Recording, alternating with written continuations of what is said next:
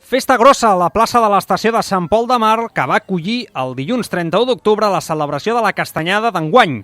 L'acte va començar a les 5 de la tarda, però no va ser fins a 3:45 que no es va omplir de gom a gom. A mesura que passava la tarda, els nens van anar omplint la plaça i donant-li color amb disfresses. Els motius de Halloween, com ara disfresses de bruixes, esquelets vivents i tot tipus de monstres, van tenyir de terror la castanyada. Durant la jornada, els nens i nenes que hi van assistir també van gaudir d'un taller de pintura de cares on tothom va mostrar gustos ben particulars. Per contrarrestar el Halloween, la tradició de la castanyada es mantenia gràcies a la paradeta, boníssimes les castanyes, que hi havia a l'entrada de la plaça. L'ambient de terror i l'olor a castanyes van amenitzar aquesta última tarda d'octubre. Un espectacle musical va convidar tant a nens com a grans a participar de manera activa en la festivitat, que van gaudir d'una tarda diferent en el municipi.